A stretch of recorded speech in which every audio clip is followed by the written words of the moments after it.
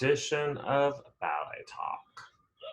On the green couch. On the green couch with David and Ashley. Hello, everyone on Instagram.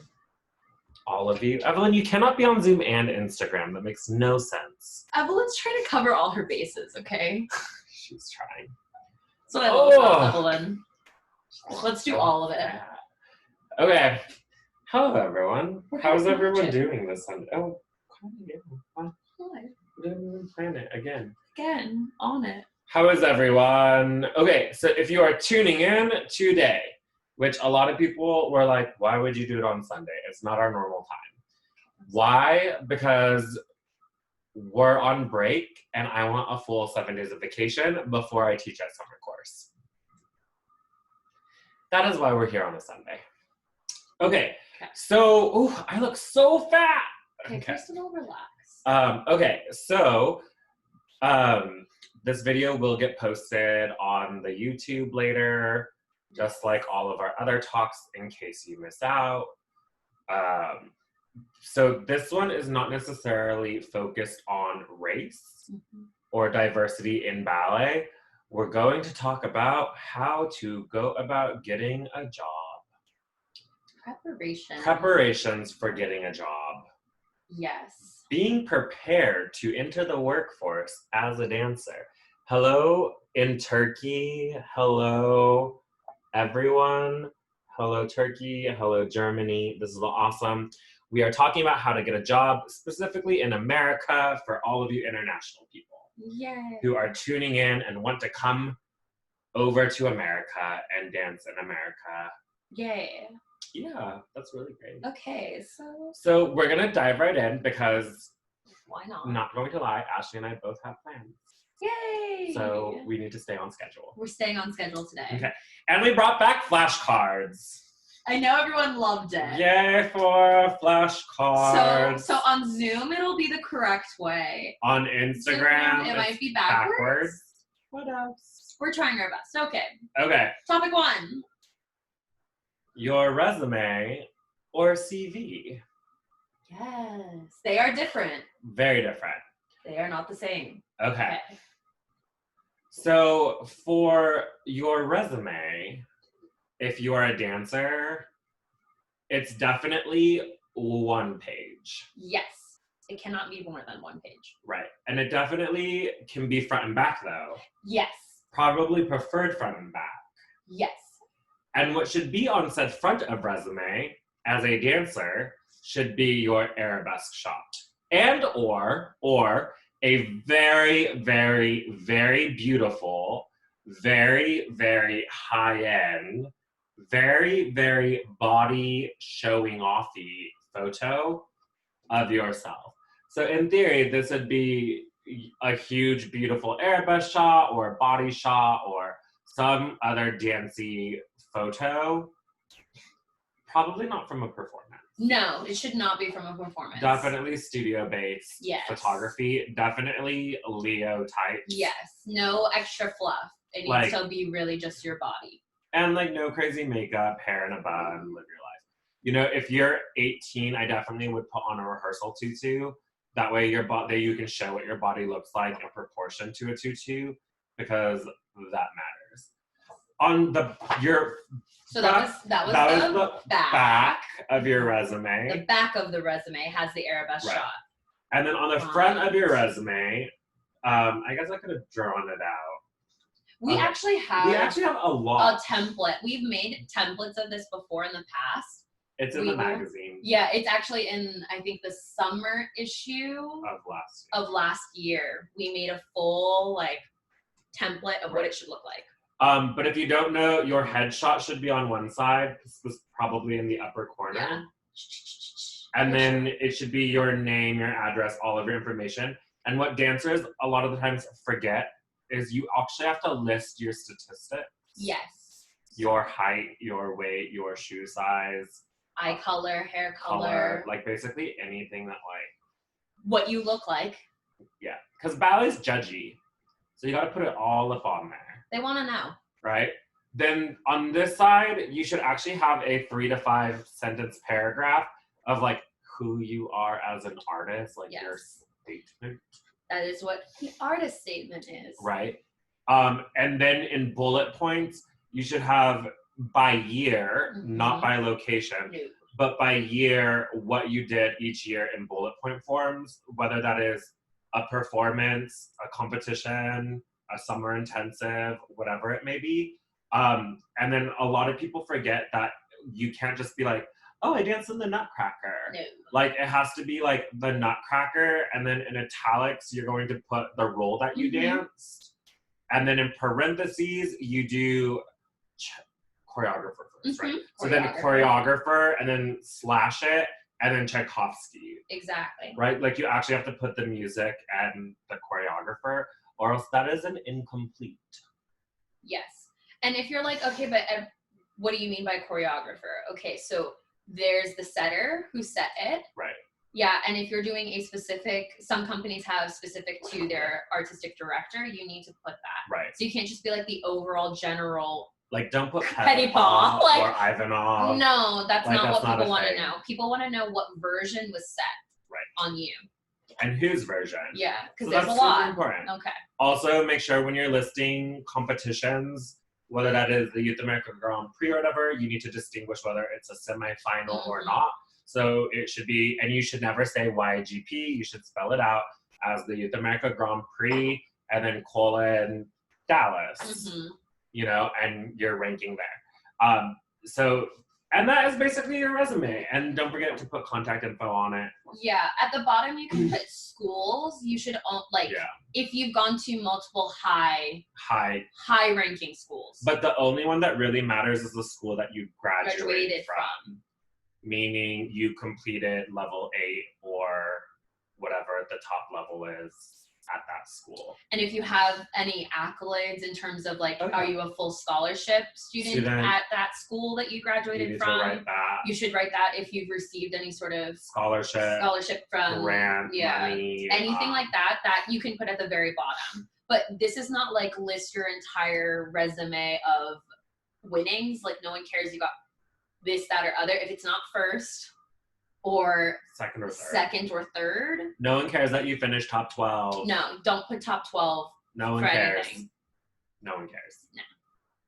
No one even cares on Insta, but whatever. So that is, you know, your resume, which is very different from your CV. If you don't know what CV stands for, Instagram people at home, it stands for curriculum vitae. And if you don't speak Latin or understand Latin, it means like your entire life. It's your course of life. The course of life. Okay. I said entire life because I think people are like, course of life, what does that even mean? So your CV is usually, if they like your resume, they will request a CV. Everything else. Your CV, okay, so my CV, it's like almost embarrassing that if people ask for my whole CV, I think my CV is close to like 15 pages. So that's where you go like all the way rabbit hole. So you basically not only have to include like your schools that you trained at, like that's where you would start. Well, it'd be the last thing, but like at the school, basically every teacher you've worked with, any performances at said school, and then like same with like any performances, whether that's like outreach performances. It also includes your educational background. So where you finished high school, if you're in college currently, what your GPA is. It is the most thorough thing in the entire world. It basically is a way to check fact your whole career and time in dance and outside of dance. Exactly. And so the reason why mine is so long is because I took a gap from dancing professionally to teaching. I have a very large gap where I finished graduate school and started working in fashion. And even then I still have to include it. So there are no gaps. So things are like all overlapped. You separate by section, but you should have everything. So if you've done something outside of dance in your CV, it should still be in there. Right. Any scholarships you've received, any academic accolades to show off that you're smart. Any community service that you have done, teaching, dancing, You know, and this also goes for a lot of dance teachers out there. If you are tuned in to this right now, This is important. this is even more really important. Is that a lot of times as dance teachers, we don't think we need a CV. And you do need a CV. But your CV as a dance teacher is even more important because that is where this whole like feisty teacher club. I just realized. There you go. Okay. There it is. The whole feisty teacher club is this is where you kind of get to claim kids that you've produced and where they have gone on. So, I mean, I would not list every student that you've ever worked with, but you can't just generically be like, oh, well, I've placed kids at San Fran and whatever. No, you have to get like you do need to give names. But it also does boost your teacher resume. It also, if teachers out there who are listening who are looking to get guesting teaching jobs, your CV is the quickest way to say whether or not you're a good teacher, whether or not that's true or not. Mm-hmm. Very questionable. Yeah, absolutely. But these paper documents are just like a... Oh my God, you drank your coffee? I know, sorry. I've been sipping on it while you were talking. So. They're paper ways, like a paper trail to at least get your foot in the door. Right. Then you have to show up and actually prove whether or not you're actually a good teacher. But it is a way to say, I do have in some sort of way an understanding of what I'm supposed to do. Right. So this brings us to our next segment about, no. Oh, okay. This brings us to our next segment about this. No one really asks for printed out versions of this shit anymore. Oh, excuse my language, Instagram. Man, sorry, if you knew me in real life, I have a very big potty mouth. Sorry. I'm on vacation mode, guys. I've been teaching since 8 a.m., 9 a.m. I know, sorry. So now that everyone wants your resume and your CV in a digital version. Yes. The digital version of a resume and CV can come in two formats. The first format, I think, is the easiest to go about, which is just turning your document into a PDF. Mm-hmm. Do not send a Word document. It is not professional. Do not send a Pages document. That is not professional. And also it can be edited so people could delete stuff and make it look like you lied about things. So PDF, and make sure you seal your PDF. Correct. Right, because there is editable PDF, so you need to make sure it's a sealed final version of the PDF. But what is becoming more common and more acceptable now is a website. Yes. This is where people get like really like, oh, I don't want to spend the money.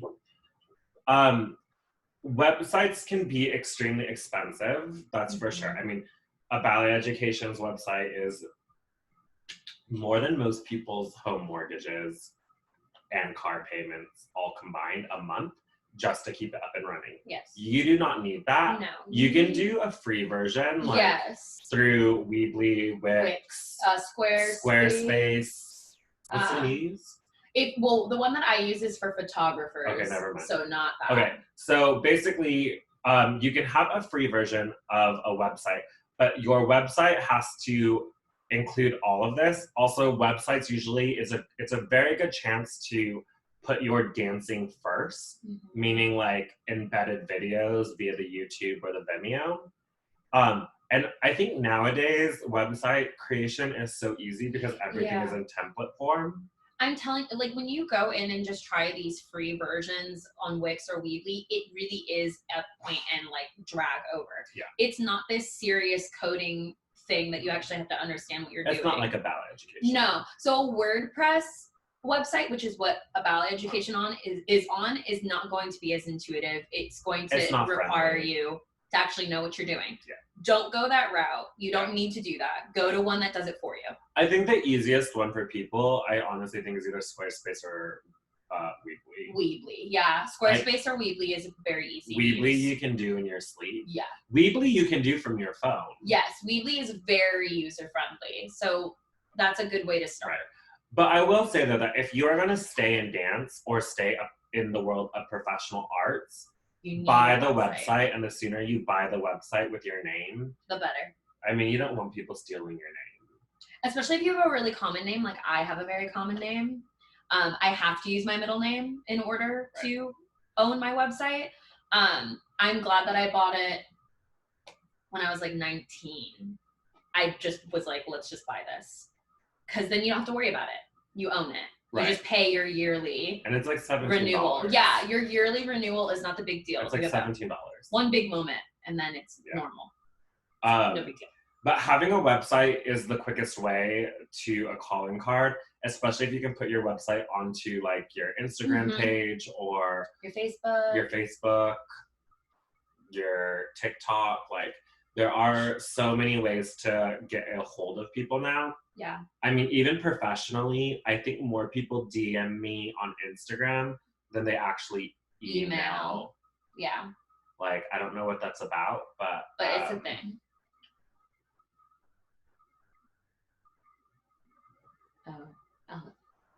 We'll deal with that. We'll deal with that. Yeah. No, they're at Home Depot right now. Oh, currently. Hold on, Instagram. 1 second. Sorry. Too many things we do. Do you know how taller bars are? 36 inches? 30. Oh my gosh. Inches. We do too many things. Sorry, we're trying to get bars built. Oh no. We do too many. It's a hood still bar. Sorry, world. Duh. I'm sorry. Also, are okay. Tall. Sorry, world. Oh my god, this is so unprofessional of us. Oh my gosh. I want to say 34 inches. I think it was 34. This is terrible. Sorry, we're trying to get bars made. But if they're too short, we can put them in the smaller. Yeah, it's fine. Okay, It's fine. We'll be fine. We'll be fine. Okay, sorry. back to the stuff. Sorry, world. Sorry. And we're back. Okay. So unprofessional, but we're having bars built for us. Okay. So in terms of that, getting your website together. Yes. I think that pretty much sums up resume and CV. Yeah, and in terms of website, it doesn't have to be a ton of things. Right. Literally just put a section that's called about, put your CV and your resume in there. And then just have a couple pictures and then a page that's all of your links of your videos. That's all you need. It does not have to be this big fancy schmancy production. Yeah. Does anyone else have any questions for resume and CV before we move on? Oh, how do you do the question thing? It's a little question box. Maybe leave that up and just put resume, CV. We're figuring out how to do the Instagram correctly. Yes. Okay. Questions from reviewers will show up here. Oh. How do you add it? How do I add it? Oh god, I'm so old. How do you do that? Okay, we tried to be super fancy. It's not gonna happen. But if you guys have questions on Instagram, just put them in there and we'll catch them. We'll catch them as best as we can. Okay. So does anyone else have any other questions for resume and CV before we move on? No? That's a no. Okay. Great. If you do eventually, you can pop them on in. We're gonna go through and try and do that. Okay, next. Auditions.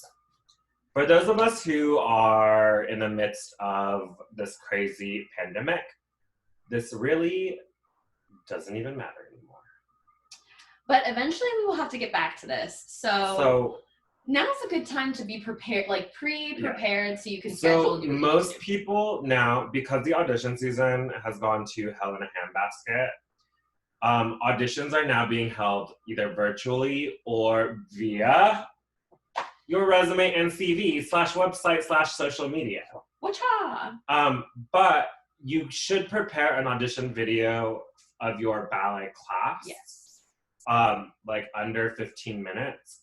I think the best template for an audition video is actually like the Prix de Lausanne requirements, because it does make you do like a 32 count grand allegro. In point shoes. You have to do double pirouettes, right and left in one combination, inside, outside, on or on. So I do feel like that's standard. I also know that like Miami City Ballet and San Fran Ballet uses the same template. So I'm just letting everyone know out there. It's probably the best way. And they literally just copied and pasted. Yeah. And then you have a lot of places covered, and you don't have to keep trying to repeat doing an audition video. And if you have a website, you can literally have like one box of class embedded in, and then you could have another video of like your YGP performance, and then you could have another thing of whatever. Oh, what about Eric? Okay. We'll keep being We'll focused. keep going. Okay, I don't know why so we're talking about Eric. I don't know. Okay. I don't know who that is. Sorry, so thrown off. So when it comes to auditions, that's probably your best way. Normally, though, you would either do the 3 major types of auditions, which is either the audition tour. Mm-hmm. Oh, Eric is your friend. Oh, that's cool.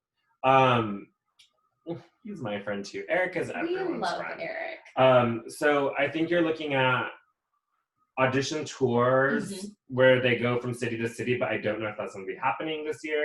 The second way is cattle call auditions, meaning either New York or San Fran or company of choice hosts an audition. Everyone flies in.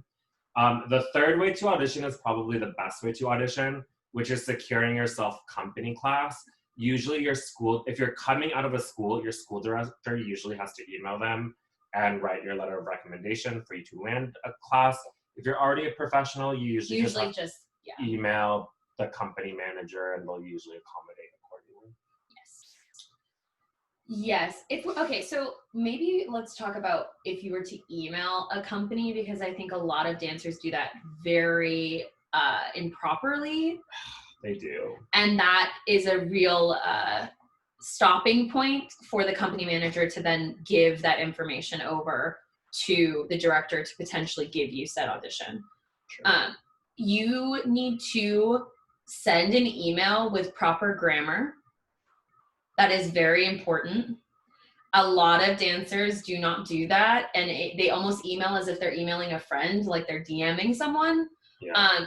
This is a professional email, so you need to treat it as such, meaning full sentences, punctuation, and then you should include, if you've made that website, that is the place to do it. And then don't just like drop your website. Say, attached is my website, which has my resume, CV, and videos of my bar. Right. So that they then go in and do that work. Yeah, very true. Yeah, because a lot of dancers, they don't actually email. They're like, I would like a company job, and then just send a picture. And half the time I'm like, who are you? Yeah, exactly. And they don't know who you are, and they don't feel any attachment to you. So the more you just present yourself as a professional, the better. Oh, like in your subject line of your emails, it should include your name, your full name, like first and last. And then it should say what it's regarding, so like company class, and the year and season that it's associated with. Exactly. Like be labeled. You need to do the extra work so that there's no confusion. So for example, if you called and said, oh, well, I sent an email regarding potentially taking company class, and then they say, okay, well, what's your name? And they go to look it up and you didn't label your email, no one is going to deep dive to find your email. And no one's going to help you. Yeah, and they're not going to give up more time for you, because you're not the only dancer who's also doing that. You know, a lot of dancers call in mid-season wondering if they can take company class, and you need to make it as easy as possible. Right, and you have to make sure that you're emailing the right people. Yes. Like, a lot of people, once again, if you're looking for a company job, don't email the school manager. No. And if you're looking for a company job, you should email either the company manager or human resources. Correct. And that is a huge mistake. A lot of, when I managed the school Ballet Arizona, that was a mistake that happened a lot. Do not send it to the school. The school is going to only be in charge of school matters. If you want the company to see it, you need to send it to the actual company. Right. So just keep that in mind. And label your email subjects, please. Okay. Yeah. Even at clinic, parents just like write in, and I'm like, what? What is this about? Like, no subject line, no nothing. And I'm like, half the time I don't even read them, because I'm like, it must not be important. If you didn't label it. I don't know what it's about. It's important. Okay, so what else in auditions? Does anyone have any questions for us about auditions? So look at the Prix-de-Lausanne template for audition videos. Right. You should make an audition video at this point, probably regardless, because it's probably unlikely that there will be in-studio audition tours. Yeah. And then if you're doing an online, if you have that website already ready and available, it'll be easier because you'll just send over the requirements for the paperwork. And do not put something stupid in your website like AshleyBakerBalletDancer.com. No, keep it clean. Just do your name. Just your name. And if your name is taken, add your middle name. Yes. If your middle name is taken, add a number. Or a dash. Or something. Do not put like ballerina lover. No, don't do that. Like I would even say get a .net. Yeah, exactly. That's another thing. .org, .net. No, .org is for nonprofits. Oh, that's true. So sorry, .net, .art, I think is a thing. Yeah, now. .art, whatever. But don't keep it simple. But don't add fluffy stuff. No. Okay. So any questions about auditions? Oh, that brings to, if you do not have a professional email address, you need to get one. Do not have an email that is point shoe girl. Get an email that is your name. Like your name. Your name. Don't be like people. A lot of kids make that mistake as you're transitioning into adulthood. And as teachers also, no one cares that you're like David King Ballet Teacher at gmail.com. No, just your name. Keep it simple. And keep it professional. No one cares. Clean. It's good. Oh, God, I know. No, but I'm just saying that because I think a lot of people don't realize the way that you present yourself and how important that actually is to a company feeling as though you're going to represent their company well. Right. So that includes your email. Absolutely. Okay. Oh, when you go to auditions or take these virtual auditions, don't be dressing all crazy. Keep it simple. Does anyone else have any questions about auditions? This one most people do, so. Like, we should be good, right? We should be good. We get that. We understand. Instagram, do you have questions? Type them away. Proper, anything that has to do with auditions. You can also put in something about a resume or CV. Okay. Attire. Okay. So we're going to talk about audition attire. When you're auditioning for a summer course, it is pretty specific, but this is not about this is not a summer course. We're talking about getting a job. When you go to audition for company class, if you are invited to take a company class, you do get to wear whatever you want, but be the ferocious one, especially if it's your first time auditioning at a company class.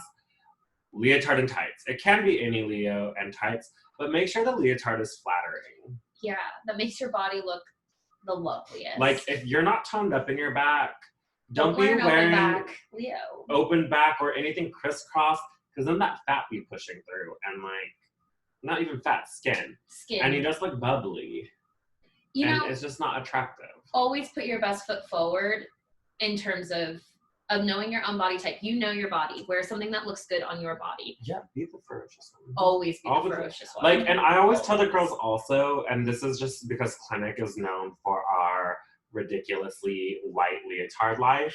I'm like, girls, when you have like a free class or a free whatever, wear the white Leo, because the only thing scarier than a girl or having to wear a white leotard is having to stand next to a girl wearing a white leotard. Yes. Because white leotards are like the death sentence. Yeah. It's just like, it's a death sentence. Like, if you're ballsy enough to wear a white Leo to an audition, like, the technique is on it. Yeah. Like, no one's gonna question it. Like, you're in white. Good for you. Because it already draws attention. Because no one wants to wear it. Mm-hmm. No one. But, I mean, you do want to wear something that's super flattering to your body. Including color, too. Don't wear a color that's not flattering to your skin tone. Make sure that your hair is flattering to your head. Like, don't be making your head look bigger than it needs to be. Yeah.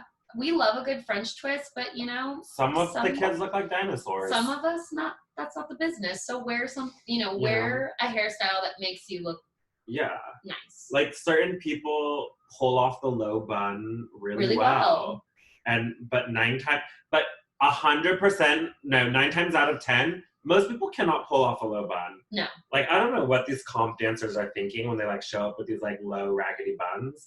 Like, unless you have like Svetlana's neck or like Russian girl long neck, little head, like you cannot pull off a low bun. It just makes you look dumpy and frau and homely and matronly, and that's why I like a good high bun. Like a high bun, the twisty high bun, a cinnamon bun. Just get it all. Double it up. I mean, the general rule in America, because this is not for everywhere, is what Drew just demonstrated, is you draw from your cheekbone up. But a lot of people are like, that's like a Balanchine high bun. But like, you know, truthfully, I don't even care. Like, but you just know that they come from a comp studio, or you're coming from like this non-ballet life. If you have this like low, saggy, floppy low bun, or you come with like this gigantic ass, sorry, excuse my language again, sorry Instagram, this like gigantic donut on top of your head. Like, I don't understand where we're getting this like bun life. But like, I mean, just don't do it.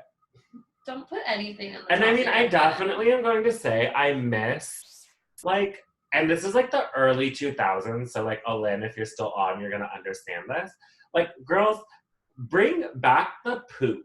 Like, do you remember when like we would like poof right here and then our bun? Like, I love a good poof, and I think it also just like makes the head look like an actual shape versus like no hairline, you look bald. Like, when it's like so slick back, I'm like, look, I look bald. Or do like a nice like part with like a twist or something. But like something. Bring back the poof. David loves like the poof. A poof with the French twist, or like, yeah, I know, like the poof with the French twist, the poof with the high bun, the poof with like the figure eight. And also, I think as teachers, like, we're very good about this at our school. Like, every day we require like different hairstyles. But like, as ballet teachers, you do need to like tell the girls how to do all the different buns. Yes. Like, if you're gonna do like a Balanchine ballet, you need to know how to do like the Balanchine running eights all the way down, like that sort of French twist, sort of bun, sort of everything. You know, you also have to know how to do the super high bun. I think a lot of people forget that if you're gonna do like the female garde, you have to do the buns with the twisty sides. Yeah. You know, like, and a lot of girls don't know how to do them, or like, and there is the god awful, like, you do have to know how to do the Giselle center part, cover the top part of your ear, which is very difficult, especially if you got big ears. You should shame them. You should. But like, you know, there are all these different hairstyles within the ballets that you do need to have to know. I remember like going away for a summer course, and we were doing a Balanchine ballet, and they asked for the running eights all the way down. And like, some of the girls didn't even have long enough hair, nor did they bring hair extensions, which is a thing. Which you do need if you're gonna do like a Balanchine running super nice double eight, triple eight, Darcy Kistler, very pretty bun. But like, if you got short hair, then you gotta get the fake hair. Yeah. You gotta take yourself to Sally Beauty Supply and get yourself a fake ponytail of hair. But I mean, you do have to know how to do all these things. I think that's why we do it. Yeah. And then like on Fridays, it's really mean because the girls have like less than 3 minutes to flip their hair from ballet to contemporary, because even for contemporary, we do center part low ponytail. So they do have to change their hair. So, I mean, and if you're doing a ballet, you know, you only got intermission. Like, if you're doing like 3 different ballets, you gotta get it together. Yeah. But hair is important. You know, lipstick is important, girls. Getting one that actually stains your lips so you don't smudge it during class, or... Yeah, quick changes. Yeah, like, but you do need to know how to, like, look attractive. But don't show up with, like, fake eyelashes. No, you do not need to wear fake eyelashes to an audition. You do not need to heavily contour your face at an audition. A little contour, not a lot. I'm talking, like, no stage. Yeah, true. I don't know, but David loves a good contour as a gay man. David loves a good contour. Like, I'm talking beat the about face. I'm talking about audition and class. You do not need to full coverage beat your face. You do need to wear makeup though. But sometimes a good beat is needed. Like, especially like if your studio has bad lighting. That is true. Like, and if you're like auditioning at a place and it doesn't have a lot of open light. Okay, fair enough. Beat the face. Fair enough. That's fair. That's fair. I mean, you beat your face to go to the grocery store, so. I do. As I'm currently wearing makeup and lipstick. Lipstick is important. Okay. Mascara is important. Yes, eyebrows are important. And I am not trying to shame you women or be sexist or anything like that. I'm just saying that makeup is important. And boys, same thing. If you got a janky face, sometimes you need a little powder. Like, if you don't have great skin, you know, you gotta cover that up because ballet is attractive. Like, I don't have eyebrows. Like, they're non-existent. Like, even when I like had to like audition, I'd be like filling that in. And this is before like Anastasia brow stuff came out. This is like Maybelline stick. Yes. You know, back in the day, like draw it with a Sharpie and then like fill in. Like, you know, you gotta. But you know, the fact of the matter is when you go to this audition, you're trying to have them also see, well, I look good with the rest of the company. Could I potentially go and do a speaking opportunity or, you know, just stand on the stage while the news is there talking about a performance? You have to look attractive for those things. And if that's what something that you want is to be considered for more opportunities at a company, you need to look the part. You can't just go in looking frumpy and then expect someone to put you on TV. That's not how that works. It's aesthetic. Sorry. What's happening right now? We have people from a prestigious ballet company renting our studios, and we were trying to coordinate. Okay, being popular. So hard. Okay. Speaking of being popular, are we on to our next one? Oh yeah. Oh, this is a great segue. Social media. Popular. Okay. This is not a popularity contest. And in fact, most people who have a very large social media following, I feel like are not in a ballet company. Like there's like a couple girls out there who are just like, and I should say girls, I should say women, who do not have a job at a company. And men, a lot of men. A lot of them men with the bodies and the karates and living their life. The underwear and the swimsuits and the naked photos. Like social media is just like like there's no shame in it. If you have a good body and you can get paid to be a model, and be beautiful, live your life. I mean, it's not photogenic. Live your life. Not an accurate representation of ballet, but neither here nor there. But we are going to talk about how to properly curate your social media as you are about to be 18 years old and you are trying to find a job. So the first thing you have to do is you need to go through your social media and be like, if this is janky, should it be on here? No. If it is not ballet related, it should not be on there. People are not going to care about your dog. No. Going to your friends with coffee, what you made for dinner, go get a Friendsta, go get a private account. Yeah, get a private account. Live your best life. Right, but when it comes to actually being found on social media for dance, it should look like dance. Yeah. You know, like, for example, I love to cook. So much so that we now have Dinner with David. Dinner with David. On my Instagram Live, right? But I would never do Dinner with David on a ballet education. Because that's not what it's for. Right, a ballet education is not how to guess your dinner and pretend to cook. That's nothing. So your social media needs to be super edited. It also needs to be very accurate. Yes. So stop retouching your photos. It's not helping you, okay? And people can tell. They know. Like, they know. Also, all you're doing is, especially if maybe it's a director who's not as social media inclined, right?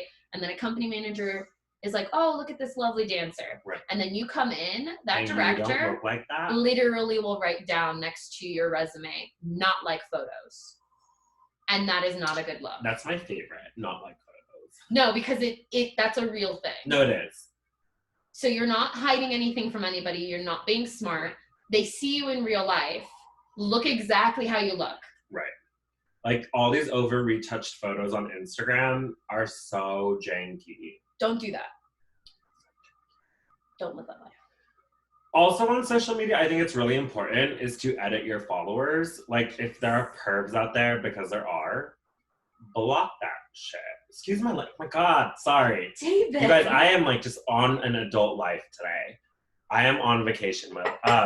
But you do need to edit your followers. You also need to edit. Protect yourselves, especially because you're going to be in a leotard half the time. You know, videos of yourself don't need to get manipulated. Because when it comes to social media, for all of you on the Instagram, anything that you post on the Instagram or the Facebook or the TikTok is property of Instagram. You are forfeiting your right to owning the copyright. Most people do not realize this. Even if you put copyright David King of Ballet Education, Instagram, not any Joe Schmo can take the work. But Instagram and Facebook can take and use your photos in media and advertising for sale. They get to do whatever they want because it is their platform. Okay? So again, when it comes to intellectual property law and social media, you do have to know what you're signing up for. And most of you out there do not read the terms and conditions, and you just scroll and click the little box and hit sign up. Yeah. But when it comes to intellectual property law and social media and any of this, you do need to know what you are posting becomes public, whatever. Just like when you do photo shoots, unless you are paying for the commercial right to a photo, even though the photo is of you, you do not own the photo and will never own the photo unless you purchase and have in contract that you are the sole owner of said photos. So I'm just going to use Evelyn for a second because Evelyn is on our Zoom call and we just photographed her for clinic. Mm-hmm. Is that Evelyn, even though we gave you said photos and you can post them however you want and be very like print them, do whatever you want, you do not own that photo. So much so that Ashley, even though Ashley was the photographer, technically Ashley does not own the photo. Nope. Technically, David does not own the photo. Nope. Who actually owns the photo is the ballet clinic and a ballet education, because in our contract for that, we were very specific in the photo so that if Ashley were to leave clinic or I were to leave, she does not own them and she does not own them anymore.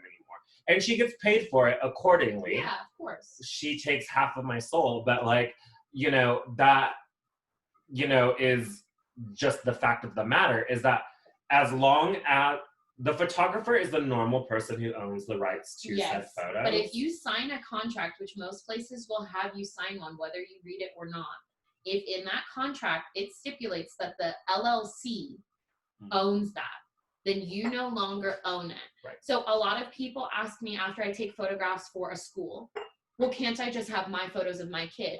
And I have to tell them, no, I don't own those photos. Whether or not I still have them in my drive doesn't mean I can give them to you because I signed over all of my rights as a photographer to those photos. They're no longer mine. Right. So then what you post on social media again, super important, right? Like, I also don't believe that you should post only picture perfect or perfect videos. No. I definitely think like showing, learning your mistakes and like your growth as a dancer is really important as you like scroll through the social medias. Because you do want to show that you've improved. You don't want to look like you like have stayed the same for the past 5 years. Yeah. Also, when you post videos of you messing up, I feel like it makes you more human and not just a curated social media account. Yeah, because again, social media is supposed to be another way to get to know a person before you bring them in. So if you feel like you don't know anything about that dancer as a human, because when you're in a company, you are still going to have to interact with other people as a human being. It is, again, not,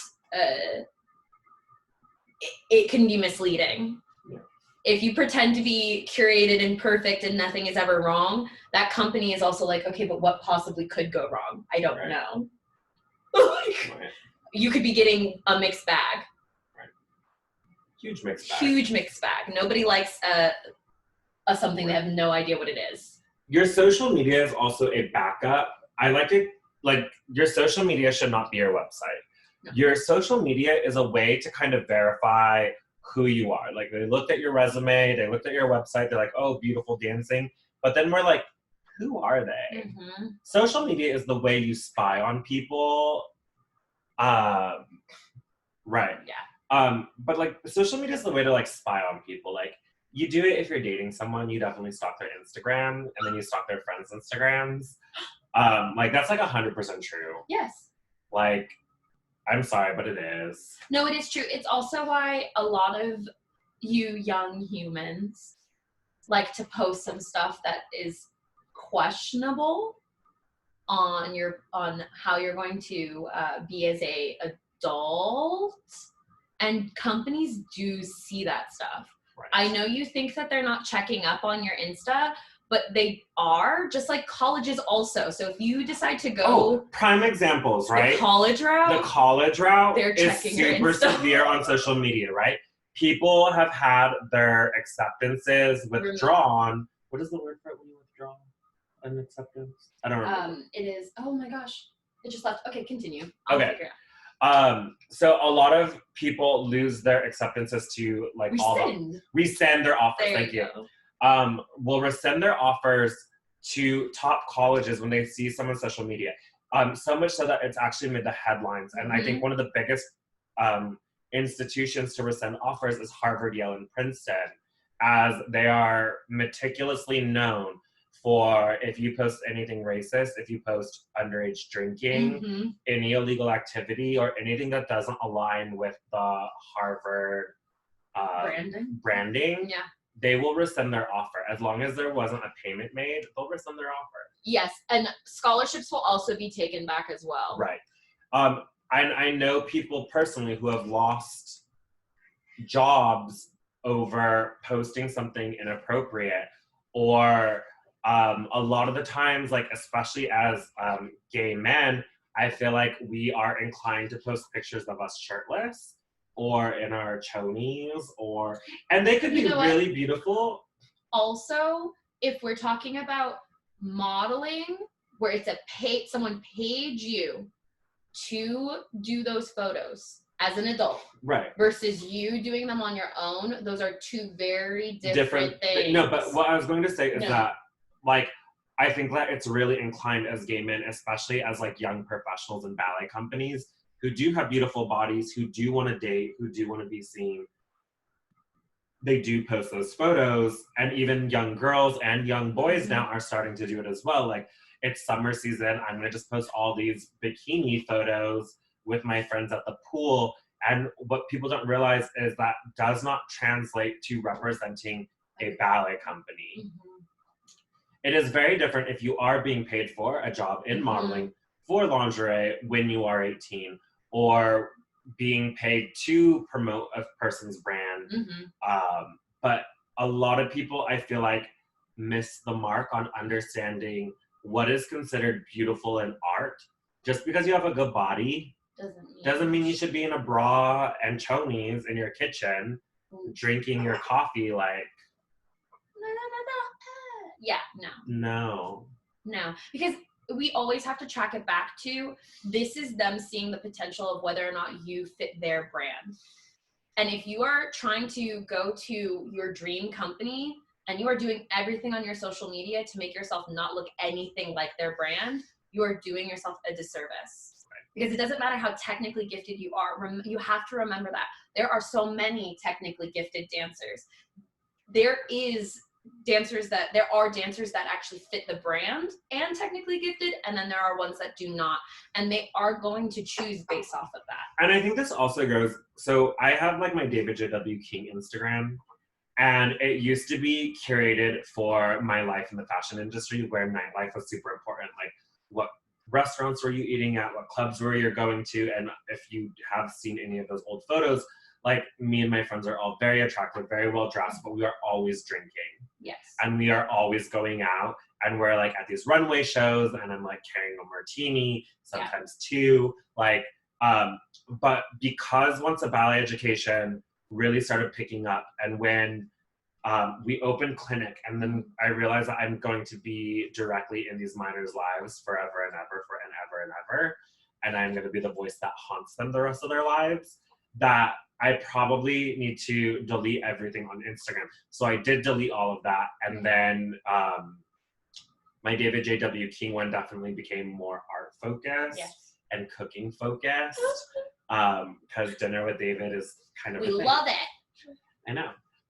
But I do think how you curate your social media is very important. If you do want a social life on social media and to be that, get a separate account that is not affiliated with your name, so companies and brands cannot track it back to you. So if you do know me really, really well, David has a very hidden Instagram account that is so ugly in curation, that is the most random photos of the world, and it has nothing to do with anything. And mostly I feel like it's just me like living the David life. It's pretty lame. But it's really like lame. Like there's nothing there's nothing exciting on that. The photos are not curated, because we all know that on a ballet education, all those planner photos, they're curated. That's not in real life. I do not do that in real life, except for cooking. My cooking does actually look like that. Yes. But like me with like all those pens laid out beautifully, that is not what my desk looks like. Yeah, no. But because it is part of the brand, it is very curated. Yes. So there's a difference. Separate them. You need to be careful. Yes. That is really important, especially if you have a large following as a minor and then you go to transition into adulthood. You need to be very careful as to how you're representing yourself, because it actually does matter. And I think that all about aesthetics. I think also parents miss the mark when they're curating their kids' Instagrams by constantly posting perfection. Yeah. Because it is not believable, it is synthetic, and it is not authentic. And posting these like inspirational quotes every day, I don't think that people, I mean, no one even reads it. But I think like, I know. But I think that it's very important to show your journey as a dancer so that people actually get to know you and like you. There are so many Instagrams out there where the dancers look technically fantastic, but when I scroll through, I'm like, oh, I would not hang out with you. Like, I love all of my kids at clinic and I hang out with them in professional settings. But like a lot of kids on these Instagrams, I'm like, I would not hang out with you. I would not take you to coffee. I would not go shopping with you. There's nothing wrong with being a flawed human being. You're human. 100%. That's fine. I'm super flawed. Yeah, as we've seen in this Instagram live. So rude. But it's true. But, yes. And if you ever saw me teach a ballet class, very flawed. But so am I. Forget stuff. I don't ever give counts to any of my accommodations. You know, there's just a lot of things that happen. But, you know, get to know the real you. It's important. It's important. Making sure it's very different, though, when you are someone, I would say, like Cassie, who is a paid signed model. That beauty and aesthetic and curation of the Instagram is super important because she is a paid signed model. But also and dancer. But that being said, though, she's being given these images that she should repost to then provide that are professionally curated, edited, so that she can then go and continue to promote these products. Just because your mom has Photoshop does not mean it's good editing. Yeah. Okay, I think we understand. Great. Okay. Next. Last one. Last one. Your future in question marks. What are you doing? Who knows? Who knows? This is actually not about your immediate future. No. This is not like, oh, am I going to be a dancer or not be a dancer? We could care flying hoo-ha if you're going to be a dancer or not a dancer. Because the reality of the fact is being a dancer doesn't always equate to being a real life human being. No, it doesn't. And Like, that's the problem. And this is what we're about to address. Yeah. Your future. I feel like in the 90s, people were like, oh, can you water my throat? Yes. Hold on, sorry, technical difficulty. Oh, I bring some water bottles. Can you describe me one of the can things? Sorry. My throat just like started like drying out and getting like the COVID or something. I don't know. Oh my gosh, you need to stop it. Sorry. Okay. Normally we have water bottles standing by. Yeah, we do. Wow, we're Okay, ready? Product placement. sponsor us. No, that's the wrong side. Bubbly fresh. Oh, okay. Okay. So I think in the 90s there was this really big thing where everyone dropped out of high school to pursue ballet. Like, definitely those who danced professionally in the 90s and 80s, I'm gonna say maybe not the most academically gifted humans. I'm not trying to throw anyone under the bus, I'm just stating a fact. But like in the 90s, you know, it was like perfectly acceptable to be like, high school, who needs that? I'm gonna be a ballet dancer. And then somewhere in like the mid 90s, late 90s, people were like, education is important. A 4-year degree matters. And then by 2000s, ballet kind of got it together where it's like, you at least have to finish high school. But what people don't realize is that dance is not forever. If you are lucky as a female, if you are lucky, you will dance till you are 30. If you are lucky. 35 is pushing it. As a ballet dancer. As a ballet dancer. Classical ballet. Classical ballet dancer, because apparently everyone in Dance Teacher Network is like, you can't just say ballet, you need to say classical ballet. God, it's so annoying. But this is a very fleeting thought that your career is not going to last a long time. And most people actually will only dance until about they're 25 because then they're fired. Because there's someone younger and cheaper to hire. Like if you're not gonna promote, very few companies will keep their core for longer than 10 years. Like, you out, gone.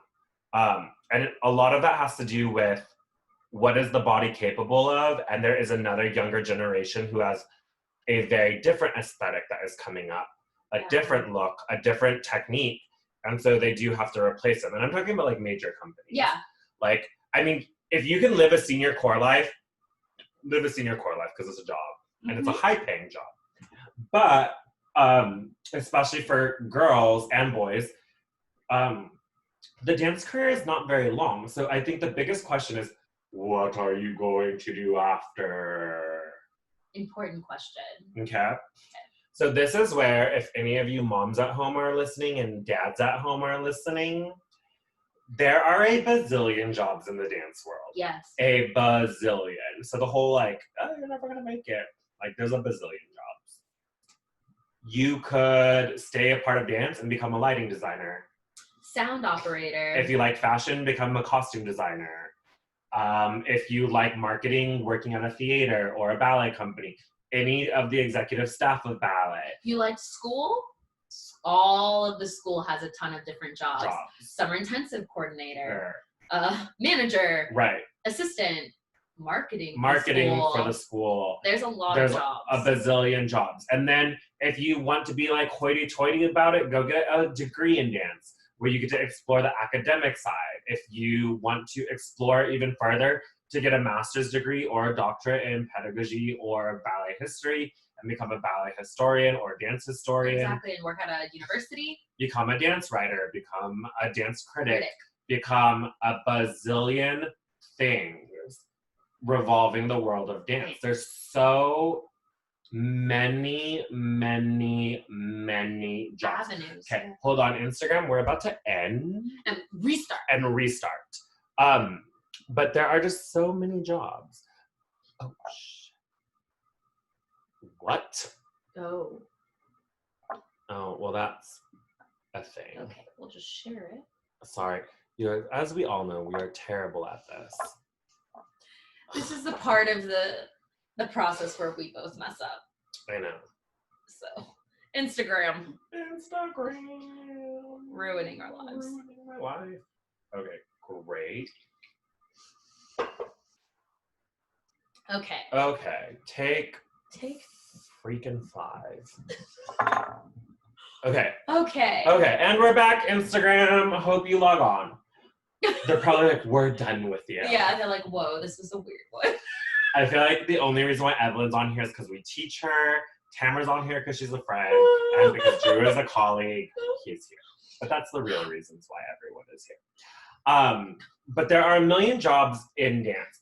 But specifically talking about within staying in the immediate direct path of dance. Yes. I think a lot of people just assume, oh, I'm going to become a ballet teacher. Yes. Ballet teacher or choreographer. Those are like the two hot button. I'm just gonna jump on that first. Or all these like 18-year-old girls who are like, oh, I didn't have a career, but I'm gonna open up my own school. Yeah.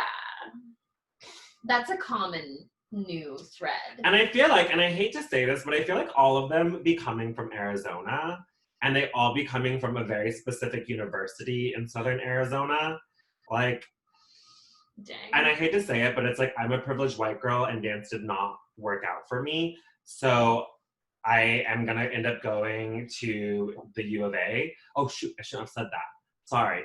But I'm gonna go to this specific university and then just open up my own school. And they're everywhere. It's not like these like graduates just stay in Arizona. They're like everywhere. They're everywhere. But they're like, oh, blah, blah, blah. And then even like girls from my alma mater, like even from University of Minnesota, because they have one of the best Division I dance teams.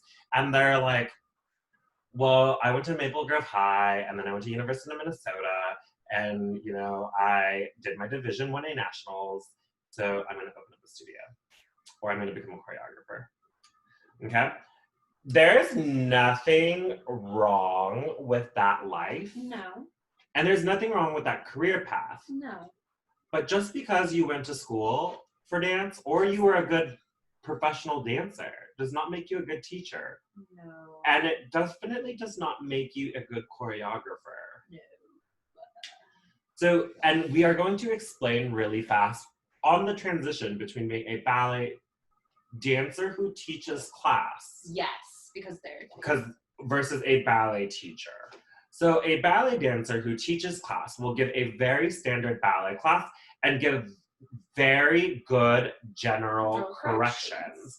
Like the aesthetic of the movement, the quality of the movement, the ideas behind energy and performance. Yes. Like these are the people who are actually probably the best at coaching variations because they've danced them. Exactly. So like that oral tradition being passed from like repetiteur and ballet master to teacher to student to whatever, blah, yes. blah, blah, blah. Okay, like that is perfectly acceptable. So for, I think a lot of these comp schools, they will hire those kinds of ballet teachers or ballet dancers who give class. Yes. Because at a comp studio, you do not need perfect fifth. No. Like you really don't. And you will never need to know how to do a gargouillade. No. Never. You are never going to have to know how to do like an entrechatsis. Like you're not gonna like be in the middle of the dance awards and be like, entrechatsis. No. Or like attempt 32 Giselle entrechatsis. Like, no. Not gonna happen. So like in terms of that, like I do feel like teachers like that do end up at comp schools, and there is nothing wrong with that. No. In fact, most of my colleagues and friends, that's what they do. Live your best life. Okay?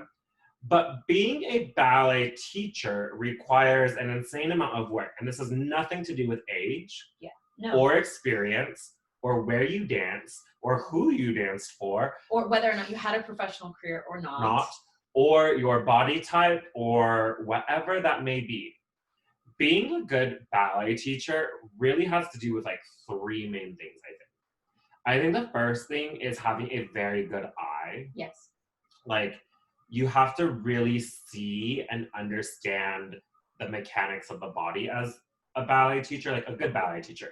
Like, you should be able to like look and see what is off with the body. And I'm not saying like, oh, your shoulder's up. No. Like, why is that shoulder up? What is causing it? Is it alignment of your back? Is it like pelvic placement? Is it genetically inclined? Because there are a lot of genetic janky things like scoliosis. Yeah. Or, you know, having a flatter foot, or being one side dominant, or not having proprioceptors in the back of your knees and feet. So you really don't feel your anything. knees or feet. Yeah. Like, there's a lot of things that go into that. But I think like having a good eye, I think investing in understanding the body. I recently saw this guy who is at a comp school that is making like these ballet tutorials. And like, as great as like some of the corrections are, like, and they're really beautifully filmed, by the way. If you've seen these videos, they are beautifully filmed. I don't know if it's his partner doing or what, but they are beautifully filmed. And like, he really has no clue what he's talking about when it comes to like the actual body physiology. Like, he has a lot of good corrections, like elbows in front of the hips, or like pirouette on a straight knee. Yes, that is correct. Like, no one's gonna be like pirouette on a bent knee. You know, like a lot of like really good generic. Again, simple corrections, not. Wow, I am shady today. I am sorry, Insta. But I don't think that there is. Oh, hey, Sunny. I don't think that there's anything wrong with that. But if you don't understand the meticulousness of things of the body, like a lot of people just don't understand. Like, my favorite one of all of this is bent knees, because a lot of people don't realize that your knees and your jaw and throat are connected.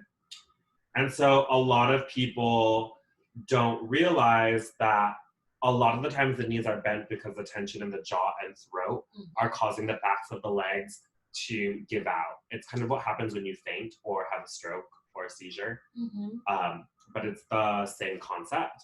So a lot of people don't realize like there's that. And then I think a lot of people, like today I was working with a student and she got some janky legs.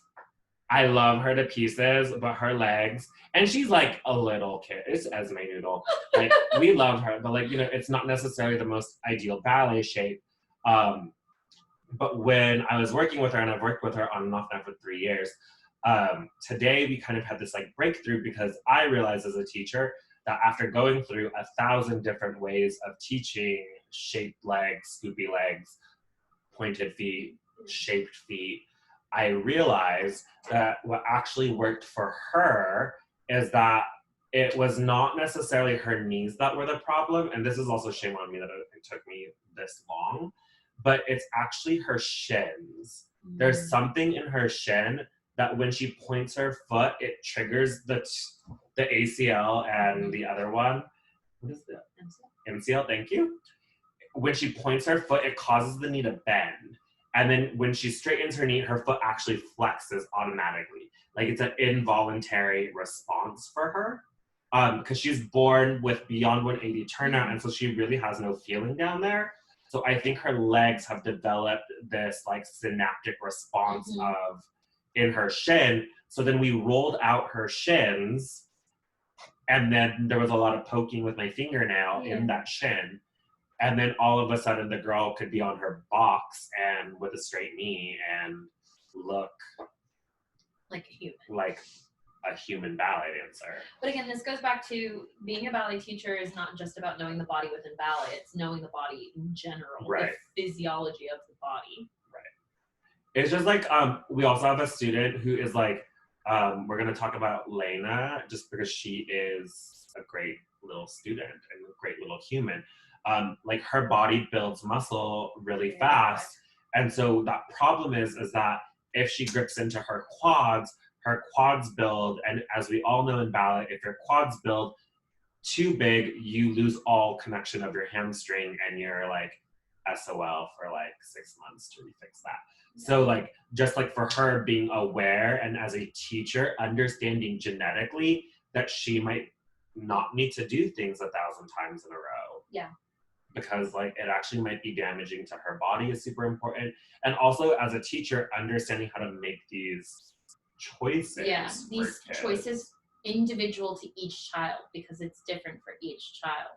Yeah, and like, so it really is important as a teacher to understand that not everybody is going to feel the same way. Mm-hmm. Like, again, with Lena, like I was coaching her on her Arabesque line for like a good like 2 to 3 months, and it was just not working. And then she goes with Ashley for like 2 weeks, and all of a sudden her leg is up, and I'm like, good for you, girl.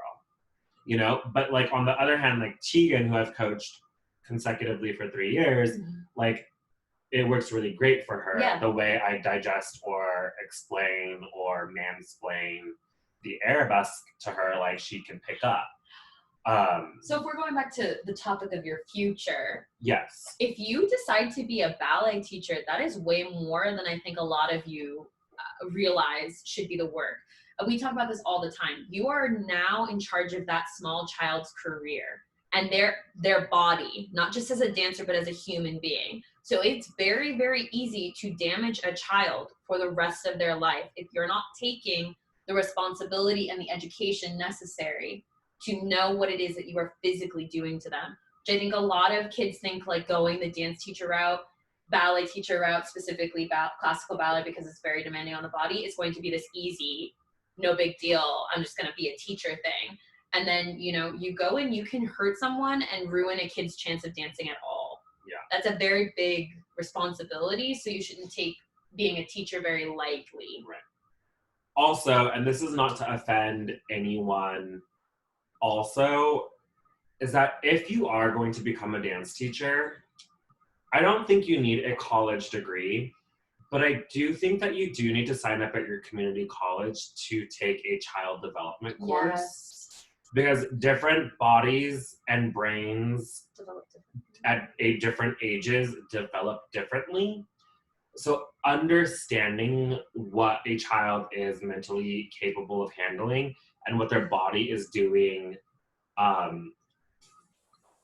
physically changing, really it is important. very important, especially when they get into the moody teen years. Yeah. I think even as teachers, we sometimes want to parent the children, and that is not our jobs. We want to control the child. Yeah. You know, and that is also not our jobs. Yeah. As ballet, like our jobs as ballet teachers is to ensure success inside a ballet. Sometimes we get like over involved with like kids in general, and myself included. Yeah, we like both do the it. fact that like we text our kids, we go hang out and go shopping with our kids. We like a nice like FaceTime update when they're at summer intensive. Oh yeah, with the Zoe. Yeah. But again, we also know that at the end of the day, it is still not our choice. No. Like it's their parents' choice. It's not our responsibility or job to parent. And I think as ballet teachers, we're very good at manipulating the situation where the ballet teacher becomes more important than the parent. And that is not your job. And that is not our job either. So if you're going to try to become a ballet teacher, it's a lot of work. And truthfully, I don't recommend it. No, if you're not passionate about it. Well, no, it's not even that. The pay is crap. Yes. There's not a lot of benefits. There's not a lot of insurance opportunities. No. There is not a lot of time off. No. If you are not in a relationship, it's impossible to date because you're teaching from 3 to 9 at night. That's very true. Your Saturdays are taken up. And then Sundays when you have off, you're like, dear God, please let me do laundry so I have clean underwear. Yes. Like, to repeat this cycle. Ballet teaching is not... It's all consuming. Right. It is. And it's not as fun as people think. Also, owning a school, it's the worst. I love it. And I love every aspect of our school. Yeah. But it's the worst. Yeah. Like dealing with insurance, cleaners, you know, and everyone, I will say this though, because I know people have asked this, how did your school become debt-free in 1 year? And how are you able to buy a building and all this mumbo jumbo jazz um, without being, I love how always are like, how do you do this without being married? Like that was like my favorite one from someone in Dance Teacher Network was like, how did you do this without being married? Who's supporting your school? That's literally what I got. My answer is no one. GD, no one. I'm sorry, we live under the share motto. I am a rich man. Right. So, but here's actually, and if you're, and I know that the person watching at home had asked this also, is the reason why our school became so financially successful within the first year. So we were able to pay off all of our debt with the exception of the building itself. Yes. But all of our debt got completely paid off because we invested, when we created our program and our curriculum, we made sure that there was always money to set aside. Mm-hmm. So we basically looked at everyone's tuition and what it would cost for like the teachers, for the electric bill, for all of the overhead. And then we added more money in, knowing the fact that we were going to have a payment. Yes. To our wonderful credit card company and our small business loan. So we knew that, and then also Ashley and I, we definitely took on way more privates than we should have. I think like we were clocking in like 15 hours of private lessons each. Correct. On top of our teaching schedule. Correct. I also took a lot of guest teaching jobs this year. Yes. So that even though I love my kids, it was more lucrative for me to go guest teach, make a ton of money, and keep making payments. We also, we forgone our paychecks so that we could overpay on our loan. Yes. Because we knew that the sooner we did not have reoccurring debts, I'm not talking about like your phone bill or your insurance, because that's like a monthly expense. It's not a debt. Like buying a ballet floor from Sweden and having it shipped and custom built for you. A debt. That's a debt.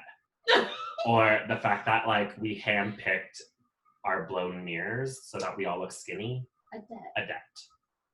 That's a debt. The fact that we have a very fancy music system a debt. That was built for classical music, a debt, which is why contemporary class sounds so awful in our studios, is that our sound system was built for classical music. Not for the and mastered specifically for digital classical music that was remastered. Because like I feel like when you only have piano music in ballet class, like the piano gets lost. So we purposely made choices in the long run. Like we also invested in a bazillion LED lights because we knew that we wanted to photograph and shoot and do all these things. But one of the biggest things, and this is not for everyone because not everyone has multiple things, but because Ashley and I are very lucky to be decent photographers,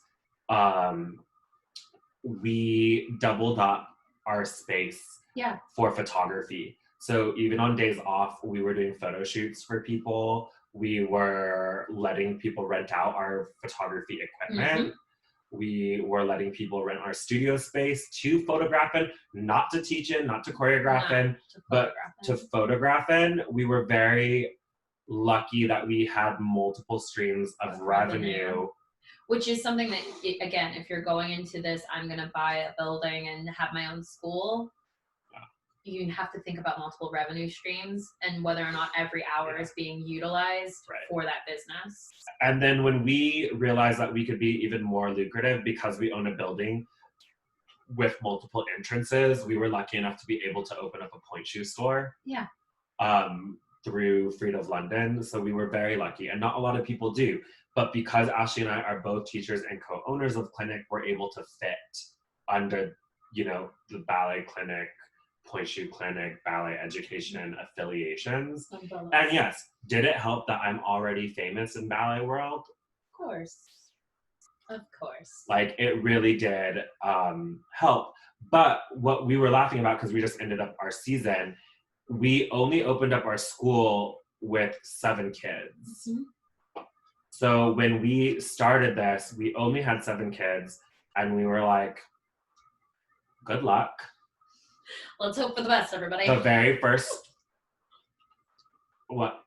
2 months? Yeah.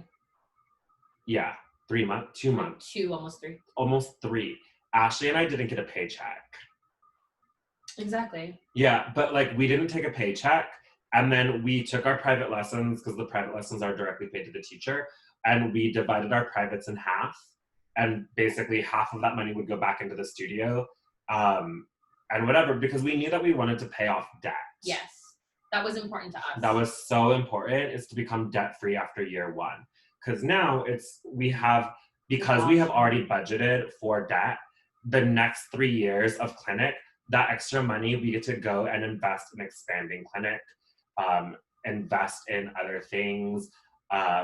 Like we really want to build a garage port to cover our parking spaces because it's so hot in Arizona. Yeah.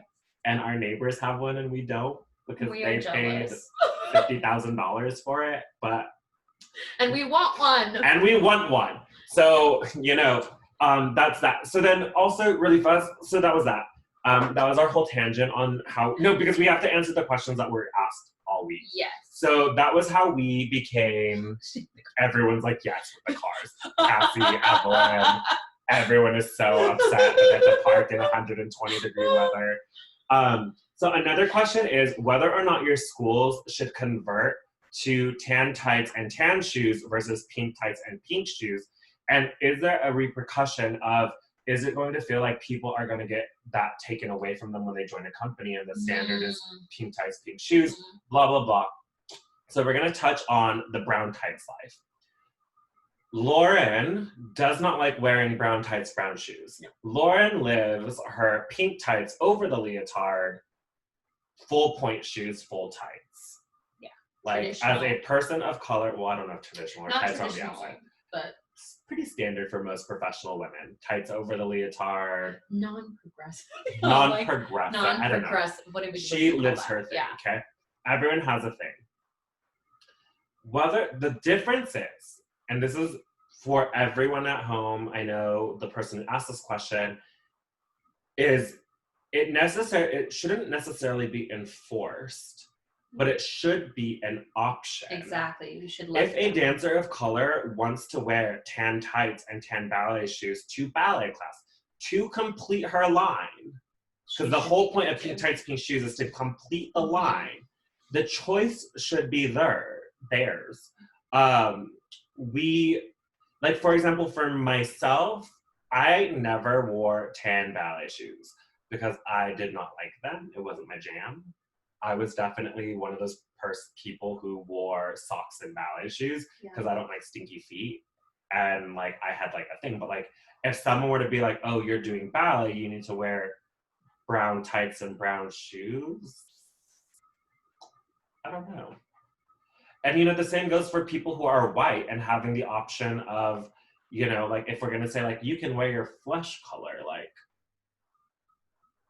is that a color? I'm not sure.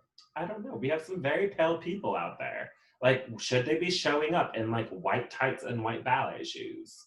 I don't know. If you were to make it a whole standard. If you were to mandate it. If you were to mandate the whole DTH motto, which is you should wear skin tone tights and skin tone ballet shoes, if you are a person who is Caucasian descent,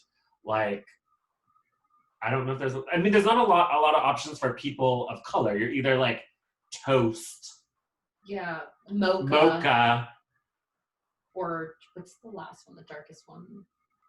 I think it's it.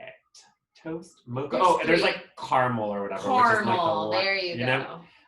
Which is ironic that we're being related to coffee, but that's fine too, but that seems a little racist.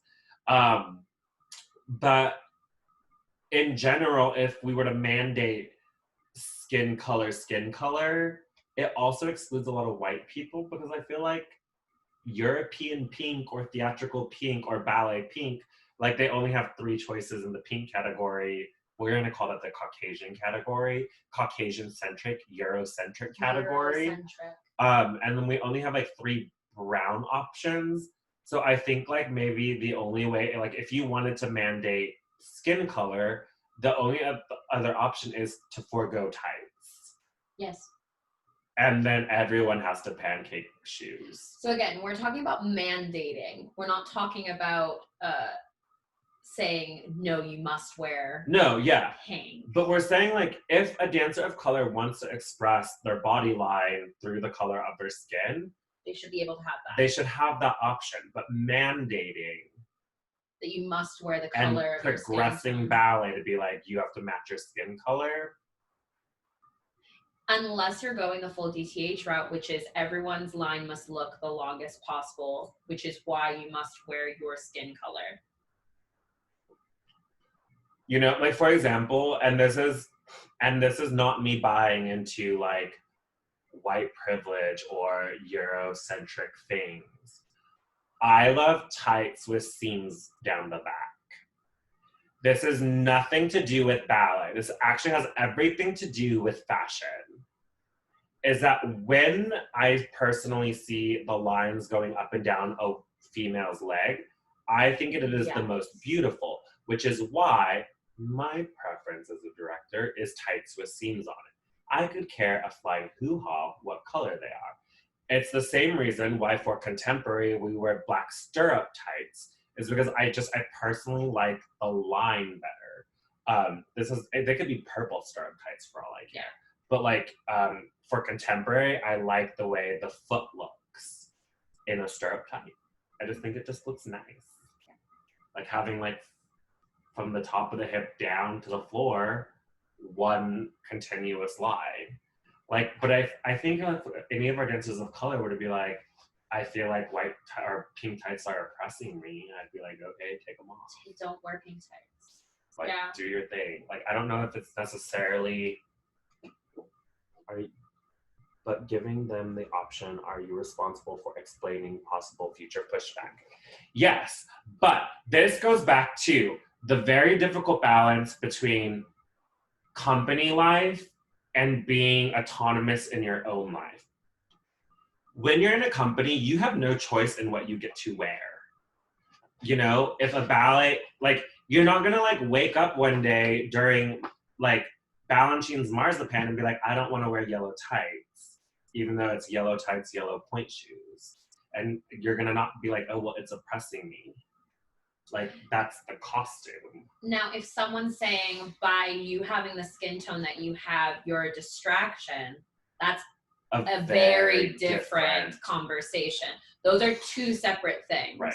But having the autonomy as a student, knowing the fact that eventually you are going to work for someone is going to physically pay you to look however they want you to look on stage, you're probably going to take it.